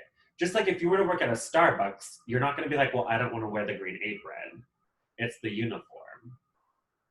So there's that fine balance. If the company, which is what a lot of conversation right now, is making the issue, the fact of the matter is your skin color is not the skin color we like, that's not okay. We should not be telling people that they should change the way that they look. Now, if you're doing Swan Lake and their preference is to have everyone in pink tights and in pink ballet shoes, point shoes, that's an aesthetic preference of your actual costume, 100%. your costume. Right. Now, then we go into, if they're saying, okay, we want you in your skin-toned tights and skin-toned point shoes, but there's no company that makes your skin-toned point shoes, and you have to pancake them on your own, but no one pays for you to pancake said things. That's where all of this additional conversation is going on in terms of race. Right. And I think that as people of color, I understand the conversation that is being had about pancaking shoes. I've had to do it. I think everyone at one point has had to do it. Even white people have had to pancake shoes to dull it and make it look soft. With chamomile lotion and all of that. Yeah. The issue isn't whether or not I enjoy pancaking my shoes. And I think a lot of people enjoy pancaking. I think a lot of people take pride in the ritual of pancaking the shoes. Yes. The difference is that there is not the support for pancaking versus getting a pair of freeds that are already done for you that you just have to throw on. Exactly. Versus actually having to go pay $8 for your Maybelline Quick Dry Wet Set Foundation, you know, and then like dyeing ribbons is the worst thing in the world. Exactly. Dyeing the shoe is not hard, but dyeing like the ribbon is like death. Yeah. Like that satin ribbon is just not. And dyeing the mesh, and dyeing tutus. Like, again, dyeing the mesh should not be your responsibility. That's why there is the union, the AGMA union, and costume departments should be responsible for that. But not everyone is privileged to a union costume department. So there's like a really big conversation right now of this, that, and the other. And even at like these home small comp studios, like parents are super upset that they're paying costume fees that don't match their kids' skin tone. And then when they ask how to do it, the resource is not there, or, you know, they're like, figure it out on your own. People don't realize that it's not as easy as cutting off pink elastic and buying brown elastic and sewing it on. There's an actual very difficult process of fitting costumes. You know, people don't realize that mesh, when it is laid inside a Leo insert, it is cut to be on the bias so that it can stretch. And unless you're into costuming, you don't know that. Yeah. And then if you don't have 4-way stretch mesh, you know, that's an issue. Or there's so many things. Like, you also have to sew, when you're sewing mesh, you either need a serger or a very strong double zigzag. And if you don't know these things and don't have the resources, you're like, shit out of luck. Wow. Sorry. David. You are just out of luck. And so these conversations that are being had around the world right now isn't necessarily saying, please make shoes in 1,000 skin. Well, some people are saying that. Some people want that, right? We're talking about options. We're talking about options, but and the lack thereof. The lack thereof, but also how do you support the lack of options? Because I can tell you right now that like the Capizio tans are definitely darker than my shade of skin color. Like, no, they would. So, like, for me, as a dancer, I would have to buy white shoes, and I would pancake them myself so that they really did match, and I wasn't, like, that janky dancer with, like, the... Two-tones. Does he have, like, a tan line on his foot? What's going on? Or whatnot. Like, that was just for me, but that's also because, like, I was compulsive about it. Yeah. What about you? Do you fit the color? I do not, so I would have to buy foundation. Right. Yeah. But the difference is whether or not we had to buy that foundation on our own. Is that a part of the company? Or did the company provide? Exactly. Or the institution provide? Or what? Right. It's different when you're in a school. It is, right? Because we make our kids do the craziest of things. I mean, at Valentine's Day, I was like, everyone needs a pink rehearsal skirt because it's Valentine's Day. And they were like, said what? And I was like, yeah. This is what I said. That's what I said. I was like, for the month of February, we were rehearsing in pink. But when you're talking about a company and what is being offered to certain dancers based on their skin tone to be covered by the company. Right. Where the company says, okay, I'm going to go ahead and pay this for you, versus someone who does not fall into that shade, then has to go and spend extra money to do the same thing. And that's where, again, the crux of the issue really lies. Yeah, at least reimbursement. Yeah, reimbursement, right? Right. So making sure that they are not There's an eating option. that. Yeah. Right? Versus having it to come out of your paycheck. There is. Yes. Once again, there is a very simple there's a very simple way of doing this, which is reimbursing. But excuse me. As we all know, boards of directors are very difficult. Budgeting is very difficult, and people don't want to take the time or consideration to refigure. And it's something simple for like these ballet companies. If they just asked most major cosmetics brands, they would give them. I mean, my sister used to be like, you know, the head of Sephora marketing. She would give away free makeup all the time. Yeah, you just have to, it's just like any other endorsement. You just put a little line item. We're having a photo shoot for September issue. And yeah, I'm going to send out all my emails saying, hello. Can I have free product? Can I have free product? As a nonprofit. Exactly. You will have mention. Like, All it's that not good that hard stuff. to add one more sentence to the program. No. It's really not. But again, people are janky. And they don't want to do that work. And they don't want to do the work, and they're set in their ways. Okay, so the final question that we got emailed in this week is actually another racial topic, which is, do I give dancers of color parts just because they are of color to make it seem like we are helping diversify? And we kind of touched on this in our first two conversations about education and the next generation and quality. Yeah. Quality is important. Quality is always important. Look, I don't care if you're white, blue, brown, or purple. If you're not good enough for the part, you should not do the part. Like, and I'm going to say that as a person of color, if that person of color does not deserve the job, and there is a white girl who is dancing circles around them, the white girl should get the part. But if there is a person of color who is doing the same thing and, like, out-dancing them, then they should get the part. Exactly. Right? Like, this should not be a matter of, yes, is it important to enrich our schools with people of color? Yes, which is what we talked about in our last two. Like, please, before people jump on me. No, and that's why I'm reiterating that in the last two conversations, we talked about how we need to then support the next generation of educated and but just because, but again, to answer this question, I am not saying, when we are saying equality and diversity, and no matter how many times we have said this, like, we have to keep repeating it, we are not saying take away from a white girl or white boy. We are not saying that. The conversation. That is not what, I don't think any of us are saying. We are not saying if you are white, get fired from a ballet company. No. Or not get a job. Like, we are not saying that. No. Right? And this goes back to what this other dance teacher asked. But just because they're of color doesn't mean they need a lead. No. They can be just as fine up in that court of ballet life. And also, you're a school. So you should make your school look as best as possible. Yeah. So the strongest dancer should dance the hardest part. Yeah. I mean, like, even in our school, we have very technically gifted people in our school. Like, and we also have very artistically gifted people in our school. And, like, if we were to cast, like, a ballet right now, like, your school or a company should reflect the community. Yes, and we talked about that as well. Reflect the community to which you are dancing for. But I think, like, even for us, like, if we were to cast a lead right now, I don't know if it would go to a person of color.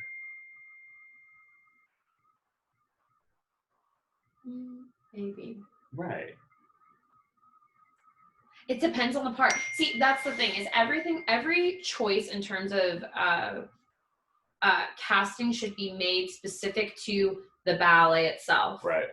And you're making that choice to further the storyline or the technical prowess of said ballet. It's not a matter of, well, I want to appear to be a friend or an ally to what's going on. We talked about this last time. Authenticity is key, and it is not authentic to give someone a role that you know that they're not physically, emotionally, artistically ready to have. You know, that's not fair either to the whole company and to that dancer even. Right. No. Because they're not going to live up to the expectation, and honestly, all you're doing is opening them up to criticism. And it just makes your school look bad. It just makes your school look bad if the dancer's not ready. Yeah. Like, if we were casting Giselle right now, the lead would absolutely go to Tegan. Yes. Just because she's been coaching that variation now for a whole year. And it's not about her being Asian. It's just that she's the most ready for Giselle because she spent a year on it. Yes. And the technical ability and artistic understanding is already there. Right. Like, love the Lena, but I don't think she would be great right now. No. Maybe in a couple years, or next year, but, like, she's just... So again, decisions need to be made based off of... But if we were casting any Balanchine ballet, Lena May would be all over it. Lena May would get the... You know, half of our school wouldn't even be cast if we were doing a Balanchine ballet because our girls refuse to move quickly. But then again, we just circling back to, if then you want to make it so that more dancers of color have the opportunity to actually qualify for these leads, then we need to teach appropriately to dancers of color so that they have that opportunity. And that is what we've been talking about in the last two. If you go on YouTube and watch, we talked a lot about that. That is responsibility of dance educators to ensure that they are producing dancers of color that companies want to hire. Yeah. Okay. I'm like, wow, Tamara, you be taking notes in our lectures. You be taking all of our... Elevate the expectations. You be taking... Oh, wow, Drew is too. Wow. Y'all be taking all of our sayings. Yes. Okay. Okay, so does anyone on Instagram or Zoom have any questions before we peace out and call our ballet talks over? Oh, Drew has questions. Yes, Drew. What do we have? What questions do we have?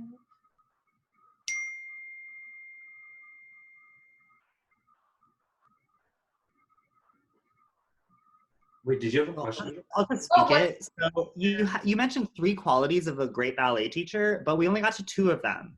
So we got to eye, and we got to understanding the body. This is that ADD. What's number 3? Tamara and I are dying to know what's your number 3. So The third quality is the third quality for a lot of ballet teachers is fundamentally understanding the technique. It's not just enough to teach a technique to be like, okay, Shanae turns across the floor, knees together, first position, circle arms, go, spot. Like that is not fundamentally teaching the technique.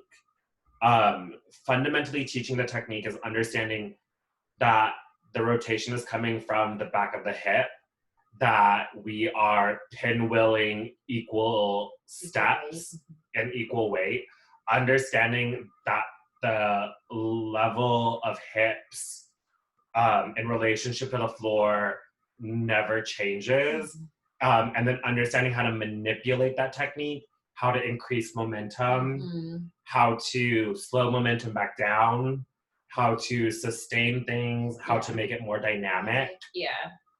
That is a very good sign of a very good teacher, is fundamentally understanding the technique in itself without adding affectations or style. Yes, no to the style. No to the style.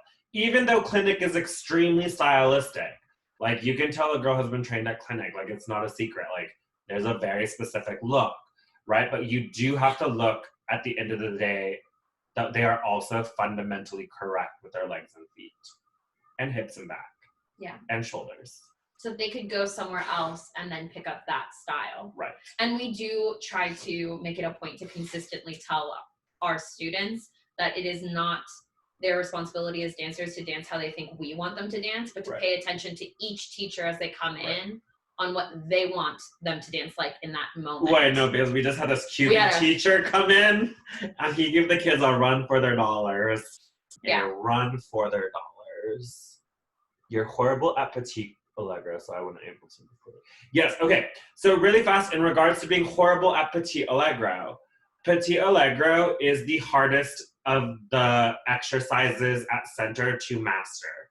Not only do you have to be technically gifted, but you also have to be extremely strong. Petit Allegro is 1,000 times harder than Grand Allegro. 1,000.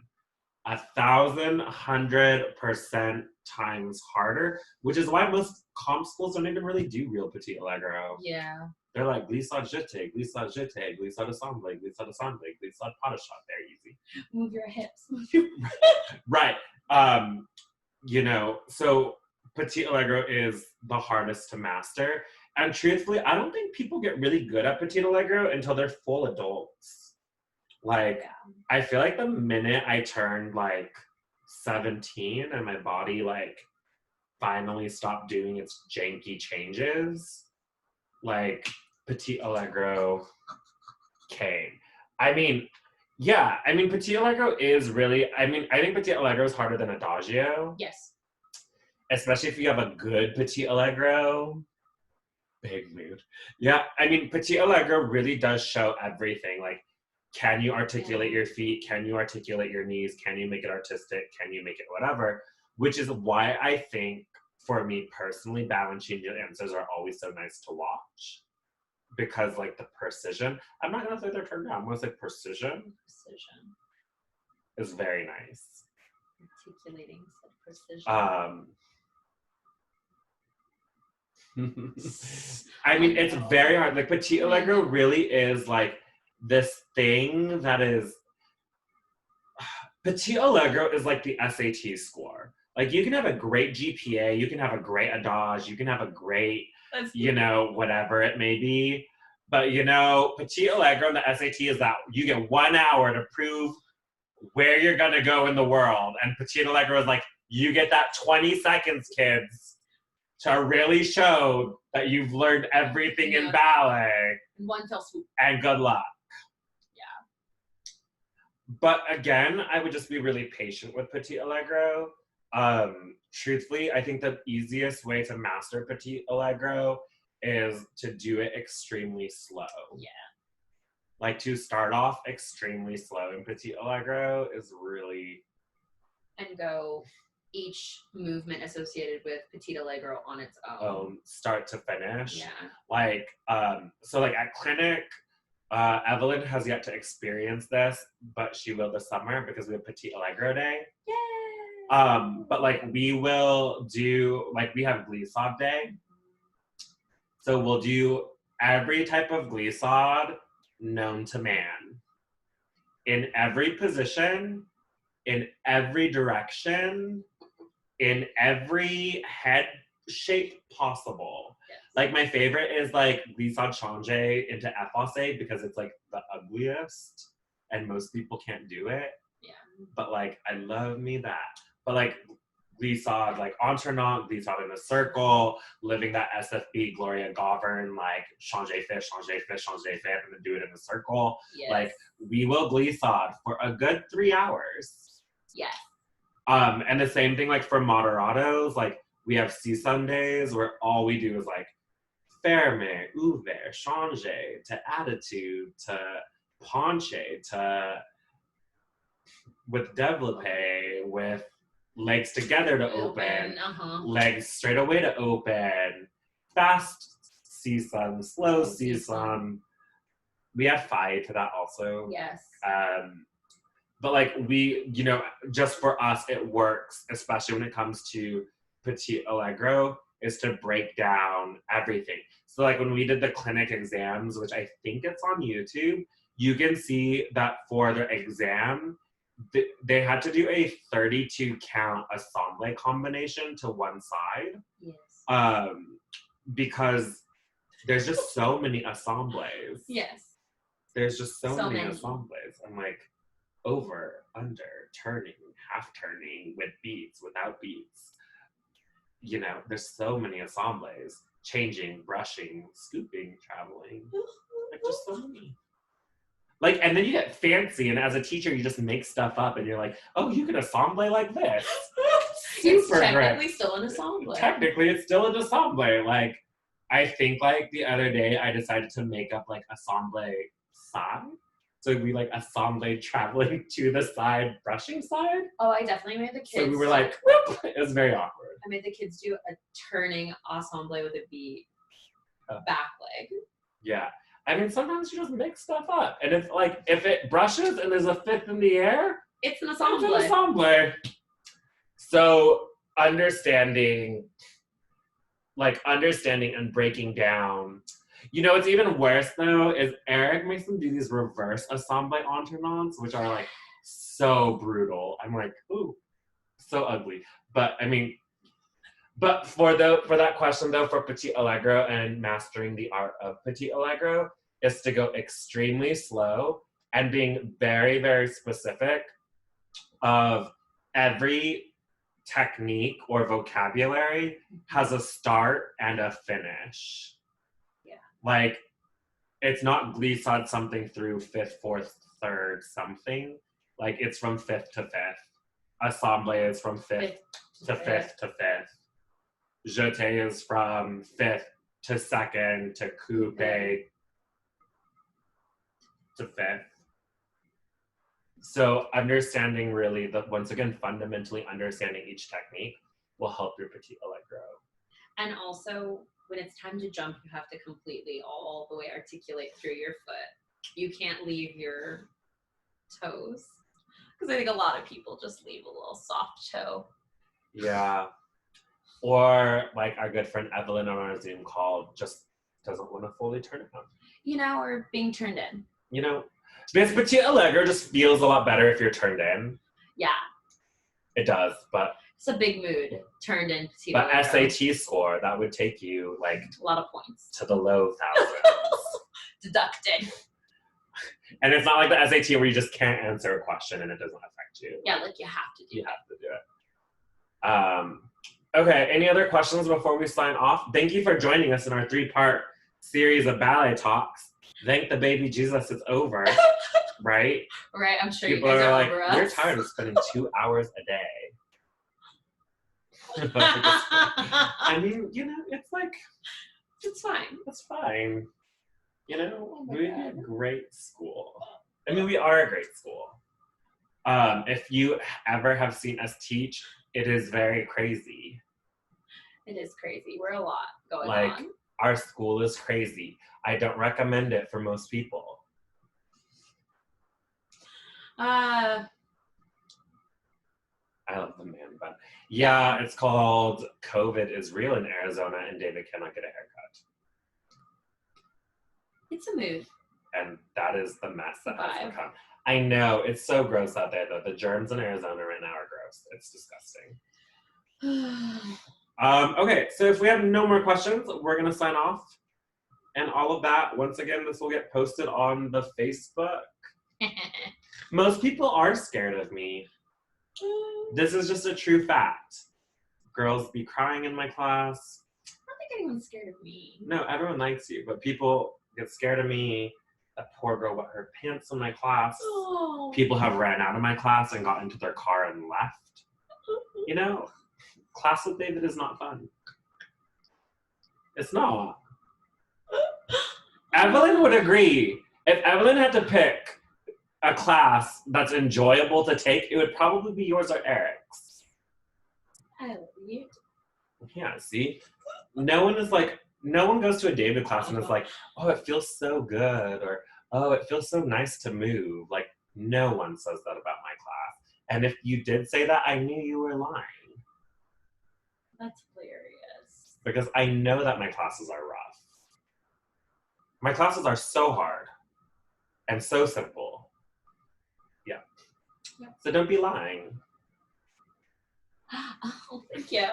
Ashley's class is the hardest because it's mentally hard. Ashley's class is like the LSAT. Are you mentally prepared? David's class is like the MCAT. Like, you better know your organic chemistry. Ashley's is like the LSAT, like mentally challenging. Okay, questions. Okay, questions. Though. Any questions? Oh, I guess did we really cover your future? Can we just say, like, just think it through? Is that when you're transitioning, think it through, because you're going to have to transition at some point in your life. Okay. No, but we did talk about it. We did talk about it. We said that there are numerous jobs. How you go about them is going to be really on your own. Yes. But the common one is to become a dance teacher, and that is a very large misconception. Perfect. Okay. Good. Just making sure. Love these. I don't want them to end. You know, the problem with these talks is that they're time consuming. They are. And Ashley and I just want a break because clinic is about to finally have a break. So we get 7 days starting after this phone call. And we're really excited. A full 7 days. Yay. To have off. And when I say have off, I mean I get to actually focus on planners again and all of that stuff. Which, by the way, if you haven't ordered your August planner, please do, because you have until the 1st before the sale ends, and they're back to $25. Also, Monday and Tuesday are point shoe fittings. Yes, we know, but that's like easy. That's not even hard. Also, thank you to everyone who has donated to our scholarship fund. So we have had multiple checks. We actually had someone donate enough money that we can pay for 12 pairs of ballet shoes and 12 leotards. So for our Dancers of Color program, they actually won't have to pay for ballet attire for their first, well, until they grow. Yeah, until they grow. But no, so super thankful and grateful for that. The scholarship program for the fall, for those of you who are not attending clinic, Eric has written the guidelines, so we're going to publish that probably mid-July on how to go about trying to get your $1,000 scholarship to help your training. It comes in the form of a check, so you have to have a checking account, or your parents do. Someone has to have it if you want those dollars. What else did we touch base on? Oh, costume fundraiser. Yeah. If you have unused, clean costumes that you no longer have emotional attachment to, the Point Shoe Clinic is facilitating a costume fundraiser, which will be done online and safe, and there's all these rules about sanitation. But if you would like to donate your costumes, all of the proceeds are going to go to the Point Shoes scholarship fund to provide point shoes for people who can't afford them. So if you have costumes that you're not using, specifically looking for ballet costumes. But also live your contempt life. And contempt life. One thing that we are not looking for, though, to be very clear, and because we have gotten this, we're not looking for catalog costumes. So like if they are still being produced inside that catalog, we cannot resell them. Correct. Well, I guess we could, but it's probably not what we're focused on. It's mostly to help find tutus that for affordable prices for people. And then whatever money we make goes to scholarship fund for Point Shoe Clinic. Yes. Okay. Other than that, are we goodsies world? Yeah. Thanks everyone for tuning in to another ballet talk on the Green Couch with Ashley and David. This probably will never happen again, so this was great. No, maybe. I don't know. Oh, but here's what we will say for all of you teachers, because we should mention this, is that this fall, via the Zoom, because we just can't escape the Zoom. Via the Zoom. Ashley and I will be offering a teacher course where it will show you how we teach. We're only going to show you bar, but the way we teach bar and how we manipulate the bodies to get scoopy legs, why everyone in our school has good feet, why everyone looks super flexible, even though they're not really that flexible, but they look flexible. But we will show you the ballet education clinic method of how, and curriculum on how to break some legs and make them like ready for ballet. Yeah. So that will be exciting for all of you teachers. And it is going to be super low cost because it is over Zoom. And we're doing it once again to raise money for the scholarship fund, because it is important to keep having these conversations, and that just because this month is over and Juneteenth has passed, it doesn't mean anything. So a way to continue our conversation is to offer our services for you so you can provide them to your dancers of color. It's all about longevity. Yes. Okay, everyone, we're signing out, skis. Bye. Bye. Yay, bye.